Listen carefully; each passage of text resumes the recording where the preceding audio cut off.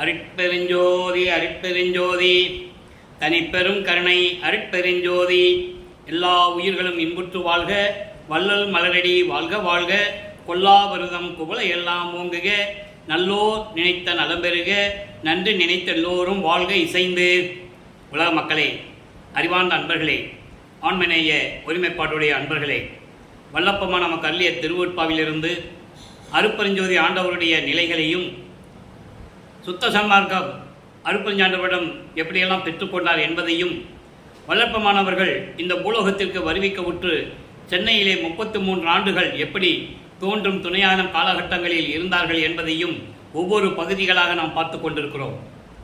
வல்லப்பமானவர்கள் இந்த பூலோகத்திற்கு வருவிக்க உற்றதற்கு காரணம், பிரபஞ்சம் தோன்றிய காலத்திலிருந்தே ஏற்கனவே இருந்த 4 யுகங்களிலும், கிரேத யுகம், திரேத யுகம், துவார யுகம், கலியுகம், இந்த 4 யுகங்களிலுமே சமயங்களும் மதங்களும் மார்க்கங்களும் தோன்றி அதை தோற்றுவித்தவர்கள் சமயத் தலைவர்கள், மார்க்கங்களுடைய தலைவர்கள், மதத்தினுடைய தலைவர்கள் எல்லாம் அவர்கள் கருத்துக்கு ஏற்றபடி மக்களை பிரிவினை செய்து வேறுபடுத்தி மக்களை வழிபட செய்து விட்டார்கள். அவர்களுக்கு ஏற்றபடி அவர்களுடைய கர்த்தாக்களை, அவர்களுடைய தலைவர்களை உருவகப்படுத்தி, உதாரணத்திற்காக சைவ சமயத்தின் தலைவன் சிவபெருமான், வைஷ்ணவ சமயத்தின் தலைவன் திருமால், இப்படி ஒவ்வொரு சமயங்களுக்கும் தலைவர்கள் உண்டு. முருகன் கௌபாரா சமயத்தினுடைய தலைவன், காணாபத்திய சமயத்தினுடைய தலைவன் விநாயகன், சௌரம் சூரியன், இப்படி ஒவ்வொரு சமயங்களுக்கும் தலைவர்கள் உண்டு. அந்த தலைவர்களை உருவகப்படுத்தி அதற்கேற்றபடி ஆலயங்களை அமைத்து மக்களை வழிபட செய்து விட்டார்கள். வெவ்வேறு வழிமுறைகளிலும் பழக்க வழக்கங்களிலே ஈடுபடுத்திக் கொண்டு மக்களை வழிபட செய்து விட்டார்கள். இந்த நிலை மாற வேண்டும். ஏனென்றால் யுகங்கள் அழிந்து விட்டது. அந்த யுகத்தில் தோன்றிய சமயங்களும் மதங்களும் மார்க்கங்களும் அழிந்து விட்டது. உதாரணத்திற்கு கிரேத யுகத்திலே தோன்றிய கலங்க மார்க்கம், அந்த யுகத்தோடு அது அழிந்து விட்டது. அதுக்கப்புறம் திரேத யுகத்தில் தோன்றிய திராவக மார்க்கம் அந்த யுகத்தோடு அழிந்து விட்டது. அதன் பிறகு துவார யுகத்தில் நவநீத மார்க்கம் முடிந்து விட்டது. இந்த கலியுகத்தில் 5000 ஆண்டுகள் தான் கலியுகத்திற்கு. 1900 ஆண்டுகளிலே கலியுகம் முடிந்து விட்டது என்பதை வல்லற்பமானவர்கள் தெளிவாக நமக்கு அருளியிருக்கிறார்கள். இப்போ நம்ம இருக்கிறது சதுர யுகம், ஒளியுகம் என்று கூறுவார். சுத்த சன்மார்க்க காலத்தில் இருந்து கொண்டிருக்கிறோம். எந்த சமயங்களும் மதங்களும் மார்க்கங்களும் இல்லை. மக்களிடம் அதை யாரும் சொல்லவில்லை என்பதால் மக்கள் பின்பற்றி கொண்டிருக்கிறார்கள் என்பதை வல்லற்பமானவர்கள் தெளிவாக நமக்கு அருளியிருக்கிறார்கள். ஆக இந்த நிலையில் இருக்கும்போது கலியுகத்தில் தோன்றிய மதங்கள், சமயங்கள், மார்க்கங்கள், சமயங்கள் என்பது ஏற்கனவே உங்களுக்கு தெரியும். சைவம், வைஷ்ணவம், காணாபத்தியம், கௌரம் என்ற போன்ற சமயங்கள். மதங்கள் அதாவது புத்த மதம், சமண மதம், யூத மதம், இப்படி நிறைய மதங்கள் உண்டு. இந்து மதம், எல்லா மதங்களும் உண்டு. மார்க்கங்கள் தாச மார்க்கம், சர்புத்திர மார்க்கம், சக மார்க்கம், சமய மார்க்கம், இப்படி மார்க்கங்களும் உண்டு. இது கலியுகத்தில் தோன்றியது. இந்த கலியுகத்தில் தோன்றிய அத்தனையும் கலியுகம் முடிந்த உடனே எல்லா நிலைகளும் முடிந்து விட்டது. அது மக்களிடம் யாரும் சொல்லவில்லை. அதனால் அவர்களுக்கு தெரியாது. அதையே பின்பற்றி கொண்டிருக்கிறார்கள். ஆக இந்த நிலை மாற வேண்டும் என்பதற்காக அருட்பெருஞ்சோதி ஆண்டவர் தனது மகனை, தன் அருளால் பெற்றெடுத்த ஒரு மகனை செல்வப்பிள்ளை என்று பெயரிட்டு வளர்த்து கொண்டிருந்தார்கள்.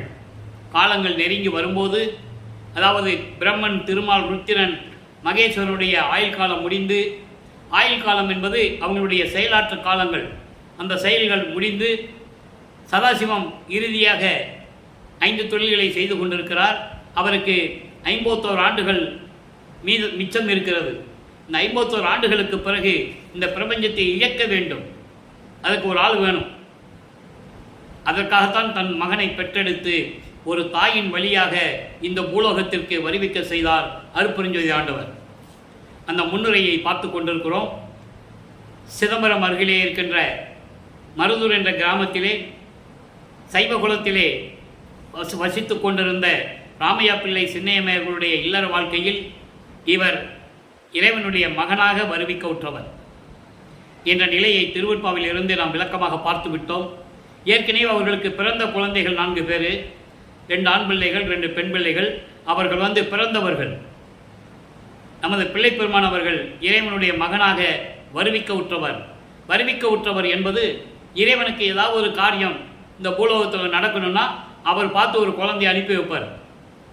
அந்த நிலையில் வருவிக்க விட்டவர் நமது பிள்ளை பெருமானவர்கள் என்பதை திருவருட்பாவின் பாடலின் மூலமாக உண்மை நிலைகளை நாம் அறிந்து கொண்டோம்.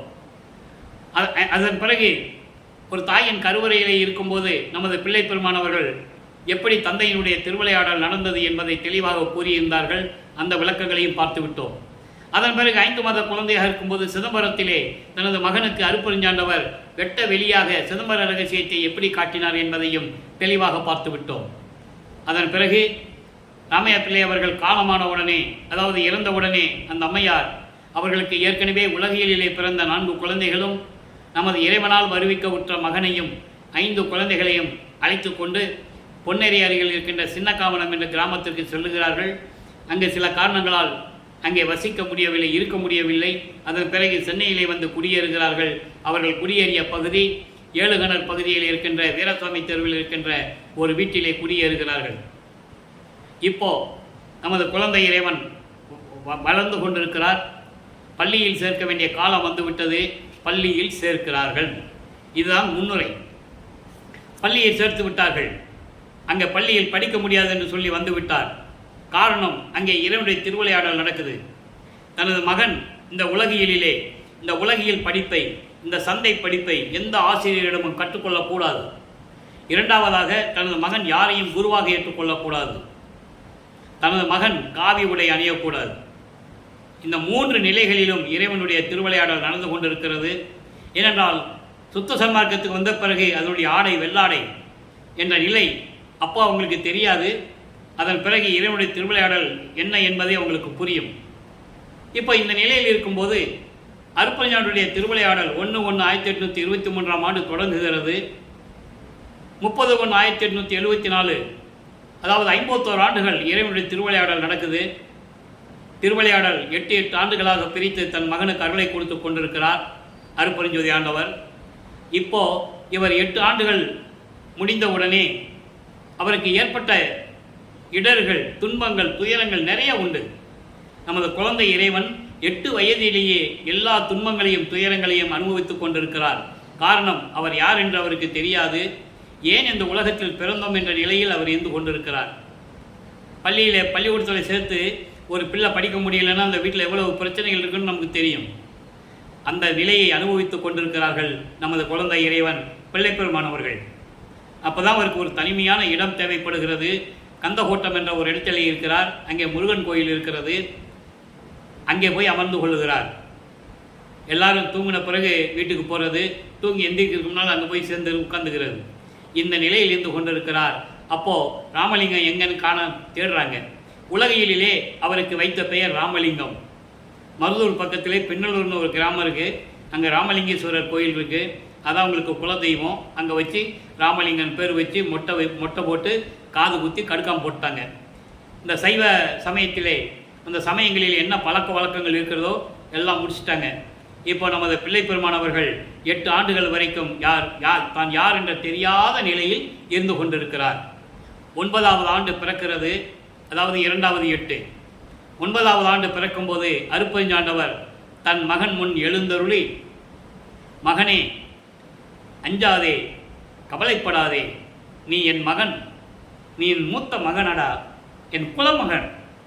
நான் உன்னை இந்த பூலோகத்திற்கு வருவிக்க செய்ததற்கு காரணம் காரியங்கள் எல்லாம் உண்டு.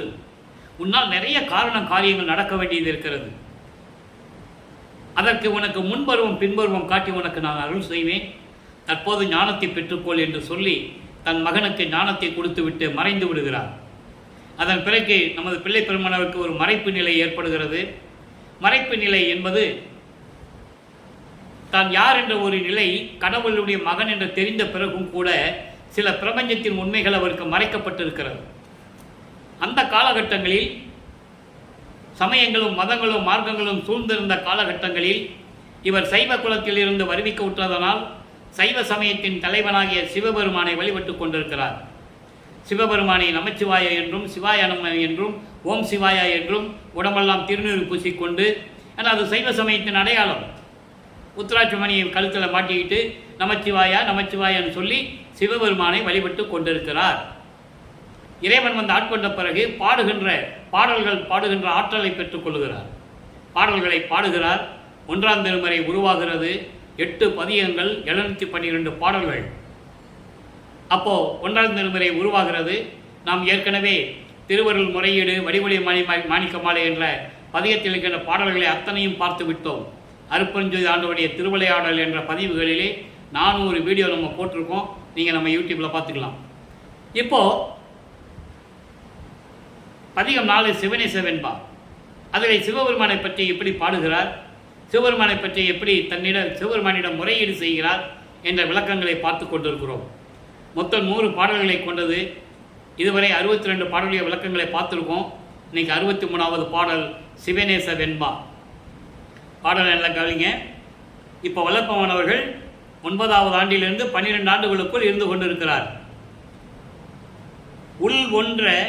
உள் ஒன்ற நின் அடிக்கு அன்பு உற்று அறியே, என் உள்ளத்தில் வெல் என்ற வன்மை விளங்காதோ, நல் ஒன்ற அச்சம் கொண்டேனை நினக்கு அன்பன் என்பர் வேளத்தின் எச்சம் கண்டால் போலவே.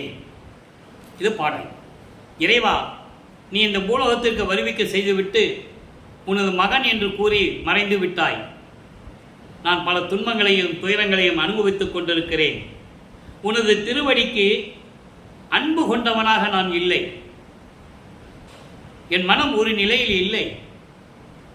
மனம் புலம்பிக் கொண்டு நான் கலங்கிக் கொண்டிருக்கிறேன் இந்த பூலோகத்தில்.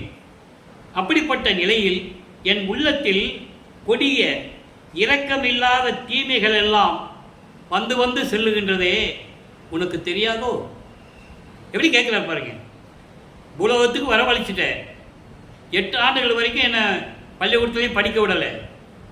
அதனால் எவ்வளவு துன்பங்களை நான் துயரப்பட்டேன், அனுபவித்தேன் என்று உனக்கு தெரியும். இப்போ என் உள்ளத்தில் உன் மேலே அன்பு இல்லாதவன் போல நான் இருந்துகிட்டு இருக்கேன். காரணம், என் உள்ளத்தில் ஏற்படுகின்ற இந்த இரக்கமில்லாத மனத்தில் எவ்வளவு துன்பங்கள் துயரங்கள் விளங்கி கொண்டிருக்கிறது. இதெல்லாம் உனக்கு தெரியாதா? உனக்கு எல்லாமே தெரியும். அப்படி நடுநிலையில் நான் அச்சத்தோடு இருக்கும் என்னை உன்னை ஒதுக்கி விடவும் முடியலை, ஏற்றுக்கவும் முடியலை. இப்படி ஒரு நடுநிலையில் நான் இருந்து கொண்டிருக்கிறேன். அப்படி நடுநிலை இருக்கும்போது நான் பயந்து கொண்டிருக்கிறேன். என்னாகுமோ ஏதாகுமோ எனக்கு தெரியவில்லையே என்ற நிலையில் நான் இருந்து கொண்டிருக்கிறேன். உன்னுடைய அன்பர்கள் இருக்கிறாரே, அடியார்கள், காவி உடையவர்கள், சிவனடியார்கள், இவர்கள் என்ன பண்ணுறாங்க? என்னை எப்படி பார்க்குறாங்க தெரியுமா? யானை வந்து மலம் போட்டால் அந்த மலத்துக்கு சமமாக என்னை மதிச்சுக்கிட்டு இருக்கான். யானை மலத்தை கண்டது போல என்னை ஏளனமாக பார்க்கிறார்கள். இது என்ன நிலைமை? இந்த நிலைமை மாற வேண்டாமா? எனவே இறைவா, விரைவில் வந்து என்னை ஆட்கொண்டு எனக்கு அருள்வாயாக என்று சொல்லி இந்த பாடலை நமக்கு அருளியிருக்கிறார்கள்.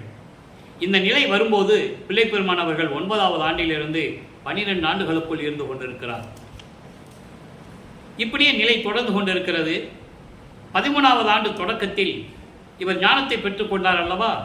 ஞானத்தை பெற்ற பிறகு இவர் மனம் தூண்டி விடுகிறது.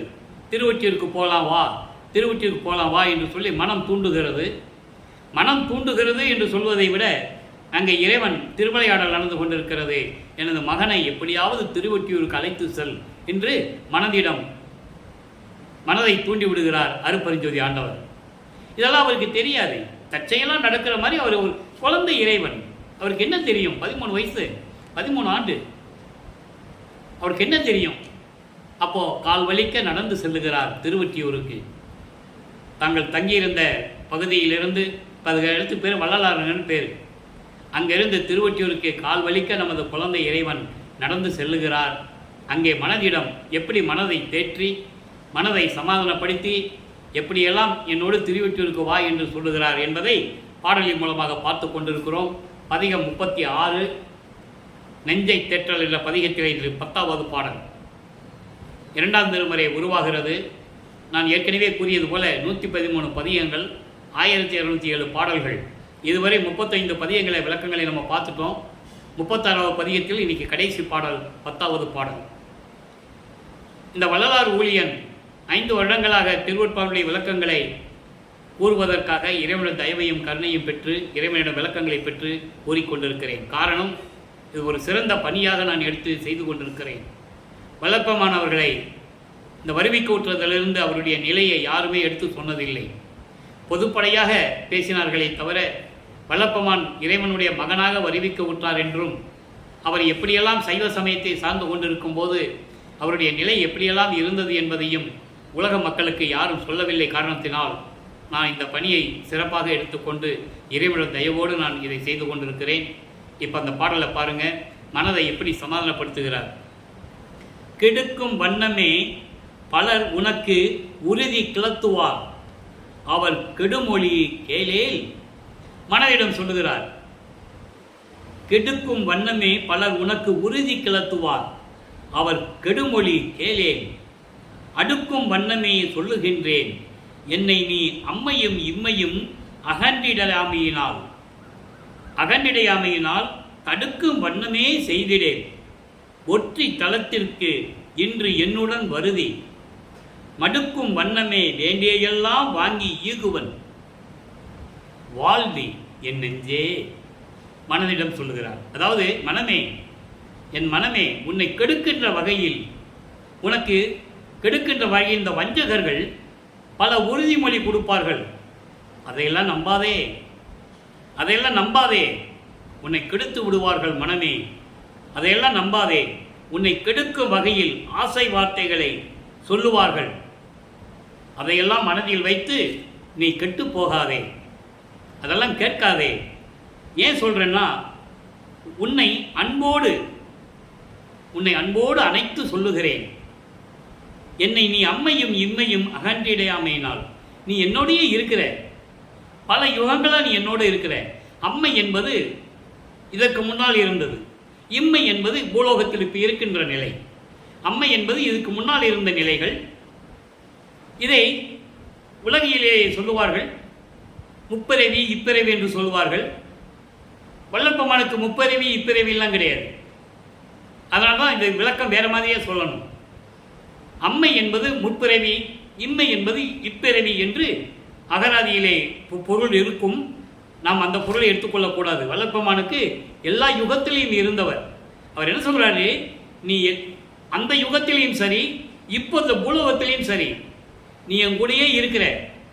அதனால் உனக்கு உன் மேலே எனக்கு நிறைய அன்பு உண்டு. அந்த அன்பினால் சொல்கிறேன், நான் சொல்கிறத ஏற்றுக்கோ. வஞ்சகர்களுடைய சொல் கேட்காத, அதை உன்னை கெடுத்துருவாங்க. எனக்கு அதெல்லாம் நீ செய்யாத. நான் ஏன் இதெல்லாம் சொல்கிறேன்னா, நீ எப்பயுமே நீ என் கூட இருக்கிற. அம்மையும் இம்மையும் அகன்றிடாமையினால், ஒவ்வொரு யுகத்திலையும் நீ என் கூட இருக்கிற இல்லை.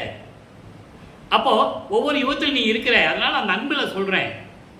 நான் சொல்கிறத நீ தட்டி கழிச்சிடாத. நான் சொல்கிறத கேளு. ஒற்றி தலனத்துக்கு இன்று என்னுடன் வருதி. திருவொற்றியூருக்கு நம்ம போகிறோம். இன்னைக்கு எங்கூட நீ வர. அங்கே போனால் அங்கே யார் இருக்கா? மடுக்கும் வண்ணமே வேண்டிய எல்லாம் வாங்கி ஈகுவன். அங்கே இருக்கின்ற இறைவன் இருக்கிறானே, தியாகராஜ பெருமான். திருவொற்றியில் இருக்கிற இறைவன் பேர் தியாகராஜ பெருமான். திருமுல்லைவாயில் இருக்கிற சிவபெருமான் பேர்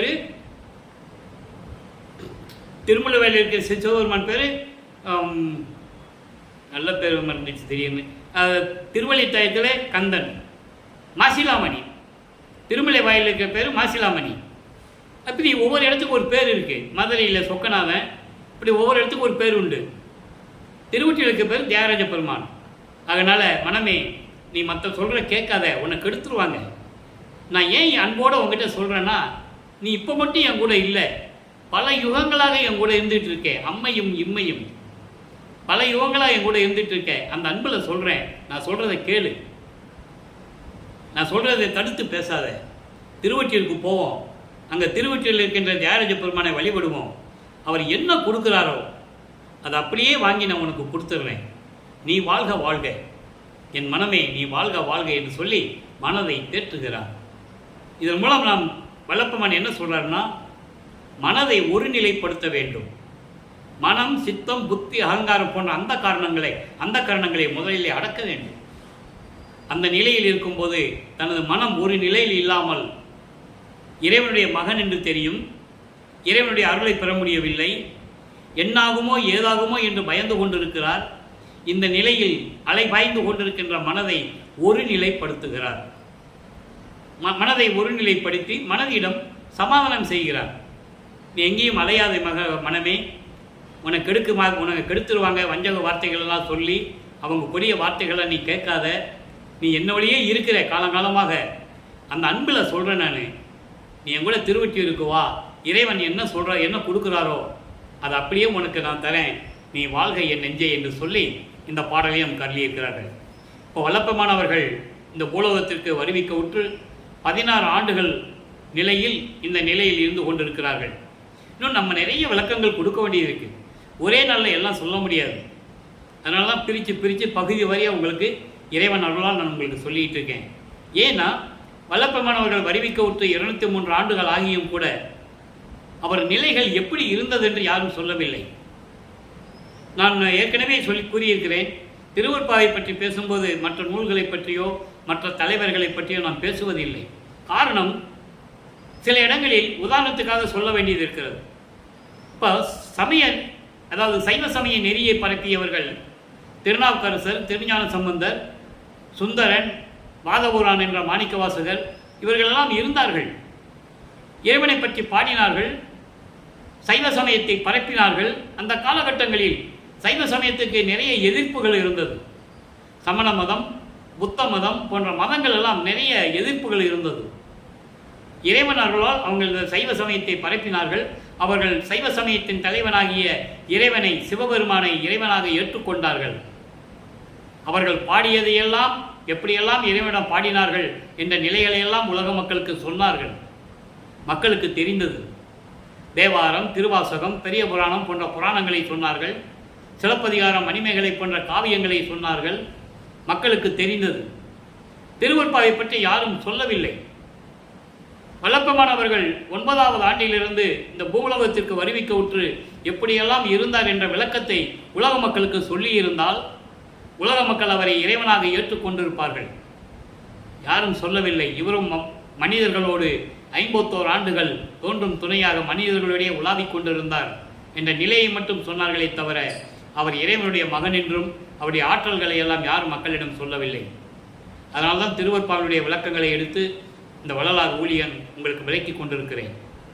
இப்போ 16 ஆண்டுகள் வரைக்கும் அவர் நிலை இப்படி இருந்தது இல்லையா? இப்போ சுத்த சன்மார்க்கத்தை பெற்ற பிறகு 33 ஆண்டுகள் சென்னையில் இருக்கிறார். நம்ம பகுதியாக பார்ப்போம். ஆனால் ஒவ்வொரு பகுதியும் முடியும் போது சுத்த சன்மார்க்கத்தில் எப்படி இருந்தால் சொல்லிட்டோம்னா உங்களுக்கு விளக்கம் புரிஞ்சிடும். வல்லப்பமான் யாரு அப்படின்ற நிலை உங்களுக்கு புரிஞ்சிடும். இப்போ சுத்த சன்மார்க்கத்தை பெற்ற பிறகு 34வது ஆண்டில் தன் தந்தையிடம் சுத்த சன்மார்க்கத்தை பெற்றுக்கொள்ளுகிறார். சுத்த சிவஞான வெளியிலே சென்னையிலே இருந்து சுத்த சன்மார்க்கத்தை பெறுவதற்காக அண்டங்களை கடந்து வெளிகளை கடந்து அங்கே சுத்த சிவஞான வெளிக்கு பறந்து சென்று கொண்டிருக்கிறார். முதலாக அங்கே போய் தான் சுத்த சன்மார்க்கத்தை வாங்குகிறார் என்ற நிலையை நாம் ஏற்கனவே திருவருட்பாவில் இருக்கின்ற பாடல் மூலமாக பார்த்து விட்டோம். இப்போ சுத்த சன்மார்க்கத்தை பெற்ற பிறகு இறைவன் அருப்பெருஞ்சோதி ஆண்டவர் என்றும் அவர்தான் இயற்கை உண்மை விளக்க கடவுள் என்றும் ஆதியும் அந்தமில்லா தோன்றிய சுயமாக தோன்றிய இறைவன் என்றும் ஜோதி வடிவில் இருக்கிறார் என்ற நிலையையும் வல்லப்பமானவர்கள் தெளிவாக கூறியிருக்கிறார்கள். 36வது பதிகம் உண்மை கூறல்.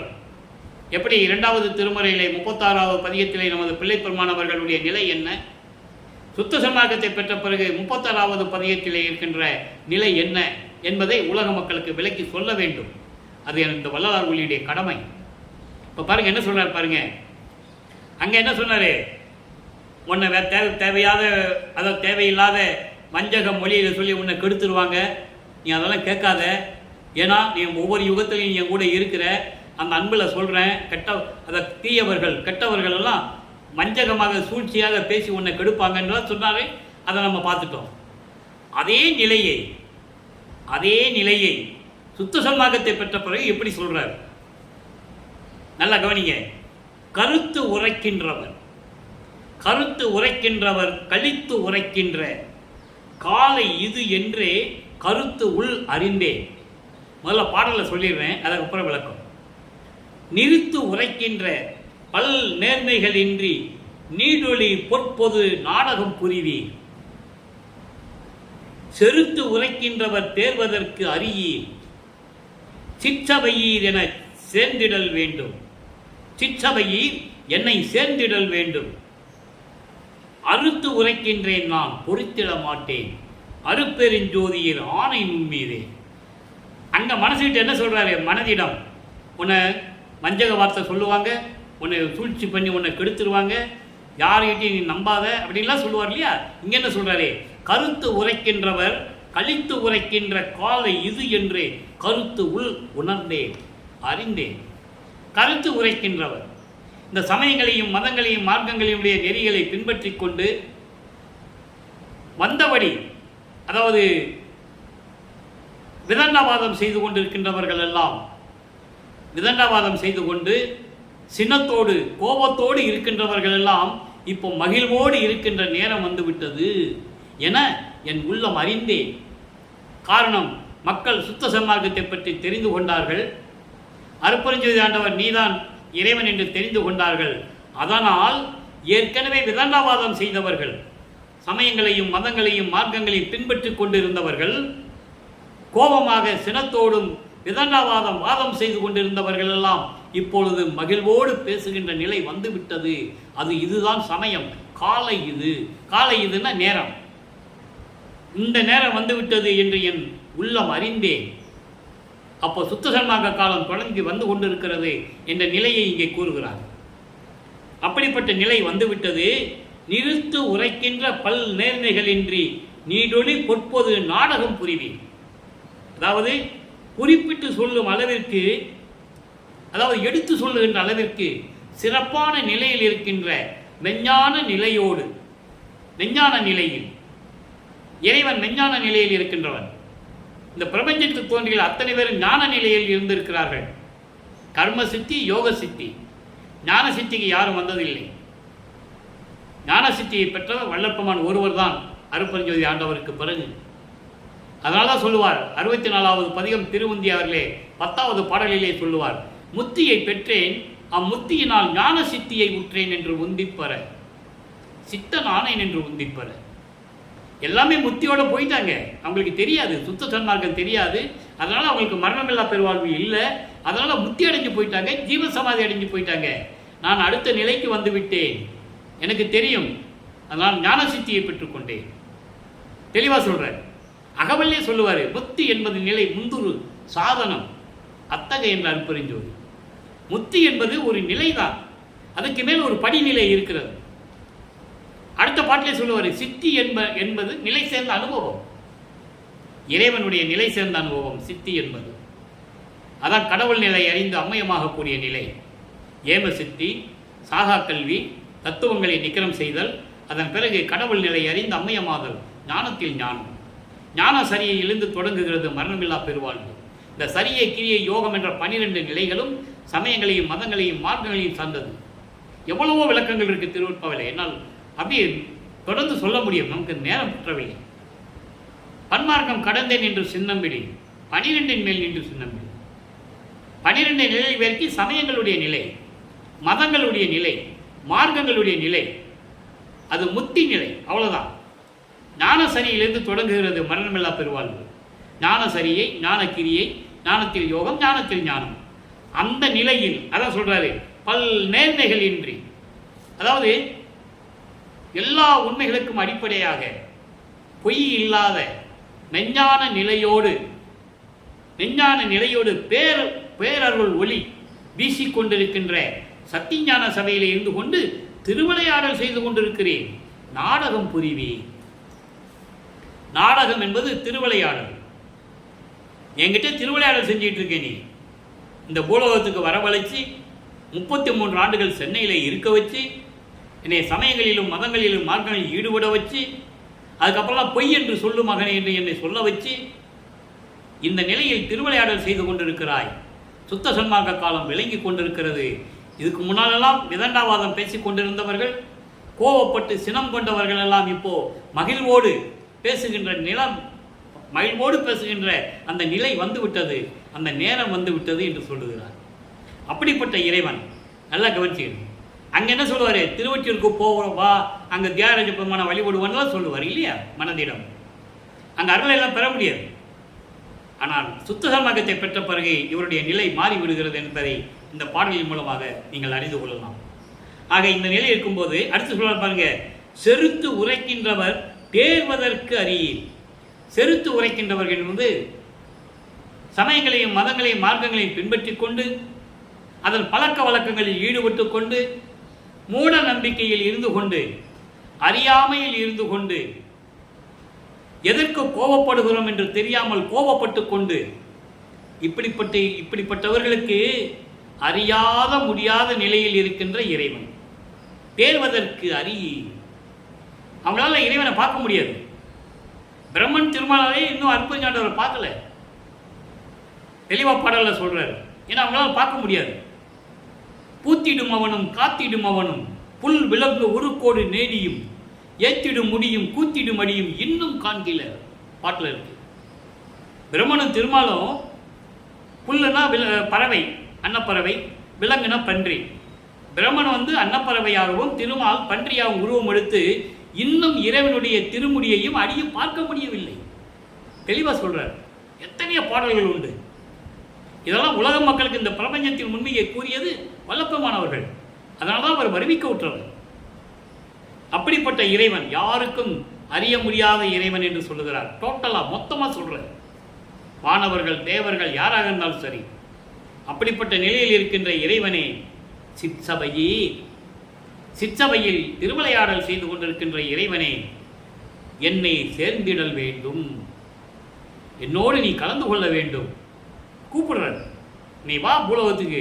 அங்கே எங்கள் அம்மா சிவகாமி வள்ளியோட என் அம்மையோட எப்படி நீ சந்தோஷமா இருந்துட்டு இருக்க, நீ உன் மகன் இங்கே தவித்து கொண்டிருக்கிறேன், நீ என் கூட வாங்கினதான் சொல்லுவார். பாடலாம் நம்ம பார்த்துருக்கோம். நீ வந்து என்னை ஆட்கொள்ள வேண்டும், என்னோடு சேர்ந்துக்கணும். நீ காலம் நெருங்கி கொண்டிருக்கிறது, காலம் இல்லை. எங்கே சேர்ந்துக்கிட்டாங்க? சித்தி வளாகம் மேட்டுக்குப்பத்தில். அந்த விளக்கங்கள்லாம் நம்ம நிறைய பார்த்துருக்கோம். இன்னும் அப்பப்போ காலங்கள் சமயங்கள் வரும்போது நம்ம சொல்லுவோம், என்னை சேர்ந்திடல் வேண்டும், நீ என்னோட இரண்டரை கலந்து கொள்ள வேண்டும், இனிமேல் நான் தனியாக இருக்க முடியாது, விரைவில் வா என்று கூப்பிடுகிறார். அறுத்து உரைக்கின்றேன். இந்த பாரு, தீர்க்கமாக சொல்கிறேன், இறுதியாக சொல்லுகிறேன், உறுதியாக சொல்லுகிறேன், நான் இனிமேல் பொறுத்திட மாட்டேன். போதுண்டா சாமி, 48 ஆண்டுகள் நான் பொறுத்து கொண்டேன். இந்த பூலோகத்துக்கு என்னை வருவிக்க செய்து 48 ஆண்டுகள் பொறுத்து கொண்டேன். இந்த நிலை எங்க நடக்கிறது? தர்மசாலையில். இனிமே என்னால் பொறுத்துக்க முடியாது. சீக்கிரமா இறுதியாக சொல்றேன், அறுத்து சொல்றேன், தீர்க்கமாக சொல்றேன், முடிவாக சொல்லுகிறேன், விரைவில் வந்து என்னை ஆட்கொள்ள வேண்டும், இனிமேல் நான் பொறுக்க மாட்டேன். அருப்பெருஞ்சோதி ஆண்டவரே, என் தந்தையே, ஆணை உன் மீது, இது உன் மீது சத்தியம் என்று தந்தையை அழைக்கிறார். தந்தை வராமல் இருக்க முடியுமா? வருகிறார். வந்ததை சிவ புண்ணிய தேரு என்ற பதிவிலே 10வது பாடல், 70வது பதிகம் சிவ புண்ணிய பேரு. நிறைய பேர் என்கிட்ட சந்தேகம் கேட்குறாங்க, அருப்பெருஞ்சோதி ஆண்டவர்னு சொல்கிறீங்க, அப்புறம் ஏன் சிவசிவான்னு சொல்கிறாரு, சிவ புண்ணியம்னு சொல்கிறாரு அப்படின்லாம் என்கிட்ட நிறைய பேர் கேள்வி கேட்டாங்க. அவங்களுக்கு நான் பதில் சொல்லியிருக்கேன். சிவம் என்பது அருப்பெருஞ்சோதி, சிவன் என்பது சிவபெருமான். சைவ சமயத்தின் தலைவன் சிவன். சிவன் வேறு, சிவம் வேறு. சிவம் என்பது அருப்பெருஞ்சோதி என்பதை நாம் திருவருட்பாவிலே பல இடங்களிலே வல்லப்பமால் கூறியிருக்கிறார்கள். அதுக்கு ஒரு விளக்கம் தர வேண்டியிருக்கிறது, அது கடமை. ஞானசரிய பாடலில் வரும், பொறித்த மதம் சமயமெல்லாம் பொய்யே, அவற்றில் புகுதாதீர், சிவம் ஒன்றே பொருள் என கண்டறிவின். அதாவது சமயங்களும் மதங்களும் மார்க்கங்களும் இந்த பூலோகத்தில் உண்டாயிருந்தது, அதெல்லாம் பொய்யே. தெளிவா சொல்றார். அப்போ சிவபெருமான் அவனுடைய தலைவனாக இருந்தான். சுத்த சன்மார்க்க காலம் வந்த பிறகு அது பொய் தானே. சிவம் ஒன்றே பொருள். சிவம் என்பது அருப்பெருஞ்சோதி, அவர்தான் கடவுள். பொருள் என்பது கடவுள். அப்போ அருப்பெருஞ்சோதி தான் கடவுள் என்று பொருள். சிவம் என்பது அருப்பெருஞ்சோதி. சிவ புண்ணிய தேர் என்பது இறைவனிடம் பெற்றுக்கொண்டது. அருப்பெருஞ்சாவிடம் பெற்றுக்கொண்டது என்ன அருள்? 10வது பாடல். கூப்பிட்டாரு, வந்துட்டாரு. வந்த அருளை கொடுத்த பிறகு எப்படி அருளை பெற்றுக்கொண்டேன் என்பதை கூறுகிறார். பாருங்க, அருமையான பாடல். இந்த காலகட்டத்தில் இந்த பாடல் மக்களுக்கு தெரியப்படுத்துவது இது இறைவனுடைய கட்டளை. இந்த வள்ளலார் ஊழியனுக்கு, மகனை இந்த பாடலுடைய கட்டத்தை இந்த பாடலுடைய விளக்கத்தை நீ கூறுவாய் என்று சொன்னதனால் எங்கேயோ இருக்கின்ற பாடலுக்கு இந்த விளக்கத்தை இந்த பாடலுக்கு நாம் கொடுக்க வேண்டியது இருக்கிறது. கட்டமும் கலன்றே. நல்லா கவனிக்கணும். இன்றைய காலகட்டங்களில் அதாவது அரசியல் வேறு, அது நம்ம அதுக்குள்ளே போக வேண்டாம், இருந்தாலும் சொல்ல வேண்டி இருக்கிறது. இந்த சமயங்களும் மதங்களும் மார்க்கங்களையும் சேர்ந்தவர்கள் மக்களை எப்படி பிரிவினைப்படுத்தி கொண்டாடி கொண்டிருக்கிறார்கள் என்பதை, அதனால் மக்கள் எவ்வளவு துன்பப்பட்டு கொண்டிருக்கிறார்கள் என்பதை நாம் ஏற்கனவே அறிந்திருக்கிறோம்.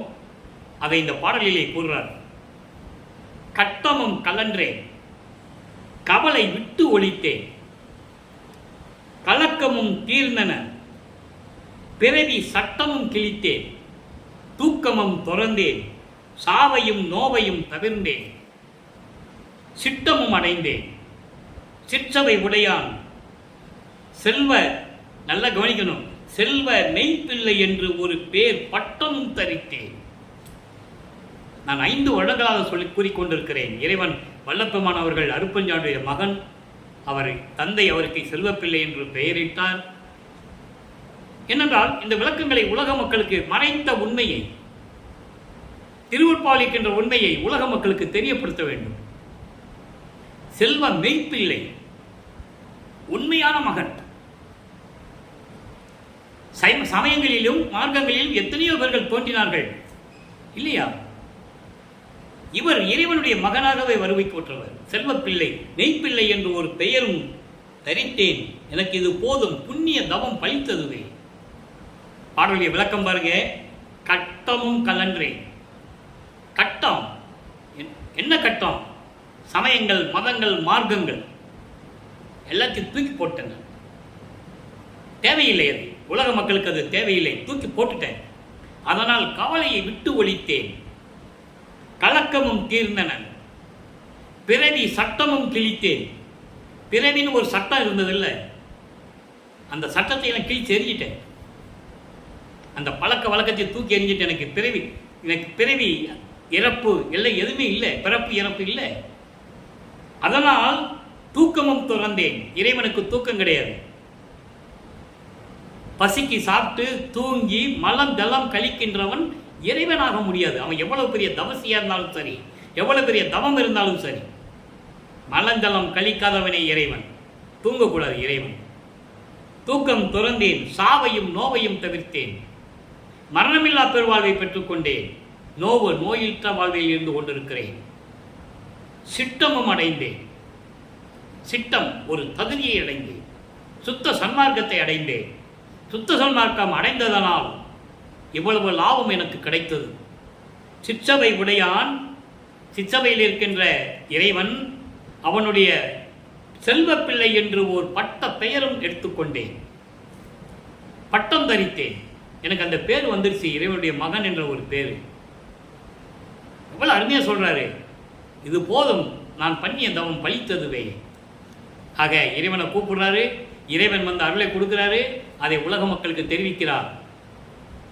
அப்போ மக்களை பிரிக்கக்கூடிய, பிரிவினவாதத்தை ஏற்படுத்தக்கூடிய இந்த சமயங்கள், மதங்கள், மார்க்கங்கள் தேவையில்லை என்ற நிலையை அவ்வளவு உறுதியுடன் உலக மக்களுக்கு நமக்கு அருளி இருக்கிறார்கள் பிள்ளை பெருமானவர்கள். இப்போ பாருங்க, இவர் எந்தெந்த காலத்தில் எப்படி இருந்தார், இறைவனுடைய பிள்ளை அப்படின்னு சொல்லிட்டார்ல, அதுக்கு ஒரு விளக்கம் இருக்கு. 112வது பதிகம் மெய்யருள் வியப்புல ஒரு விளக்கம். 72வது பாடல் அடியன் ஆக்கி. நல்லா கவனிக்கணும். எனக்கு எவ்வளவோ விளக்கங்கள் சொல்ல எனக்கு அவ்வளவு மனப்பூர்வமாக பூரிப்பாக இருக்கு. ஆனால் நமக்கு நேரம் பத்தலை. அடியனாக்கி, பிள்ளையாக்கி, நேயனாக்கியே, அடிகளாக்கி கொண்டாய் அவலம் நீக்கியே, படியுளோரும் வானுளோரும் இதை நோக்கியே, பதியும் ஓரவாரா என்பான் பரிவு தேக்கியே. இந்த பிரபஞ்சம் தோன்றிய காலத்திலிருந்து என்னை நீ அடியனாக வைத்துக் கொண்டாய் உன்னிடமே. அதன் பிறகு உன்னுடைய பிள்ளையாக இந்த பூலோகத்திற்கு ஒரு தாயின் வழியாக அனுப்பி வைத்தாய்.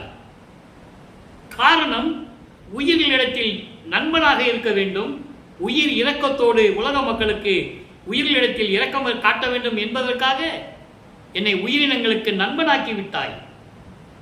அதுக்கப்புறம் சொல்ற பாருங்க, அடிகளாக்கி கொண்டாய் என்னை அவலம் நீக்கியே. இந்த பூலோகத்தினை வரவழைத்து என்னோடு இரண்டரை கலந்து கொண்டாயே, அவலம் நீக்கியே, பிறப்பு இறப்பு என்றதை நீக்கிவிட்டாயே என்று கூறுகிறார். அந்த அவலத்தை தான் அங்கே சொன்னாரு. பிறவி சட்டம் கிழித்தேன்னு சொன்னார்ல, அதுக்கு விளக்கம் இது. அவலம் நீக்கியே, பிறப்பு இறப்பு என்ற அவலத்தை நீக்கியே. இதை பார்த்து படியுள்ளோரும், இந்த பூமியில் இருக்கின்றவர்களும், இந்த மண்ணுலகத்தில் பூலோகத்தில் இருக்கின்றவர்களும், விண்ணுலகத்தில் இருக்கின்றவர்களும் அதாவது ஏக்கமாக பார்க்கிறார்கள். இறைவனுக்கு கூட ஓர வஞ்சனை இருக்கிறது. படியுள்ளோரும் வானுள்ளோரும் இதை பார்த்துவிட்டு இறைவனுக்கு கூட ஓர வஞ்சனை இருக்கிறது, தன் மகனுக்கே எல்லார்களையும் கொடுத்து கொண்டிருக்கிறார் என்று பரிவோடு பார்த்து கொண்டிருக்கிறார்கள் என்ற நிலையை கூறுகிறார். அப்போ வல்லப்பெருமான் யார்? இறைவனுடைய மகன். இப்போ ஏன் பூலோகத்துக்கு வருவிக்க விட்டார்? சுத்த சன்மார்க்கத்தை உலக மக்களுக்கு சொல்லி இந்த சமயங்கள், மதங்கள், மார்க்கங்கள் சொல்லப்பட்ட முரண்பாடுகளை நீக்குவதற்காக. அதனால சமரசம் கிடைக்காது. சமயங்களே, மதங்களே, மார்க்கங்களே சமரசம் கிடைக்காது. அதனால்தான் சுத்த சன்மார்க்கத்தை சொல்லி உலக மக்கள் எல்லாம் சமரசமாக வாழ வேண்டும் என்பதற்காக சமரச சுத்த சன்மார்க்க சத்திய சங்கத்தை நிறுவி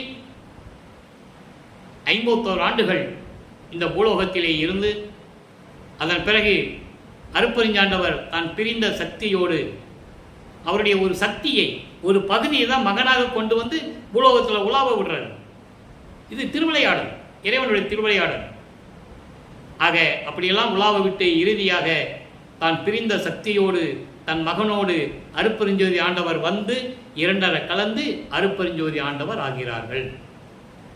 எனவே அன்பர்களே, வல்லப்பெருமானுடைய நிலைகளெல்லாம் உங்களுக்கு ஒவ்வொரு நாளும் புரிய வேண்டும் என்பதற்காகத்தான் இந்த பதிவுகளை, இந்த கடமையை இந்த வள்ளலார் ஊழியன் செய்து கொண்டிருக்கிறேன்.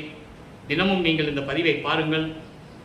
சுத்த சன்மார்க்கத்தில் இணைந்து கொலையும் புலையும் தவிர்த்து சைவ நெறியில் இருந்து கொண்டு தீப வடிவில், ஒளி வடிவில் இருக்கின்ற இறைவனை வணங்கி அருட்பெருஞ்சோதி அருட்பெருஞ்சோதி தனிப்பெருங்கனை அருட்பெருஞ்சோதி மகாமந்திரம் கூறி இறைவனுடைய அருளையும் செல்வங்களையெல்லாம் பெற்று நீங்கள் இந்த வையகத்திலே வாழ்வாங்கு வாழ வேண்டும். நோயற்ற வாழ்வில் நீங்கள் வாழ வேண்டும். மரணமில்லா திருவாழ்வில் நீங்கள் இருக்க வேண்டும் என்று இறைவனுடைய தயவோடையும் கருணையோடையும் வாழ்த்தி வணங்கி விடைபெறுகிறேன். இந்த வள்ளலார் ஊழியன். மீண்டும் நாளை சந்திப்போம். நன்றி, வணக்கம். அருட்பெருஞ்சோதி அருட்பெருஞ்சோதி தனிப்பெரும் கருணை அருட்பெருஞ்சோதி. நாளையும் இறைவனுடைய விளக்கம் வரும். கேட்டு மகிழ்ந்து இறைவன் அருளை பெற்றுக்கொள்ளுங்கள்.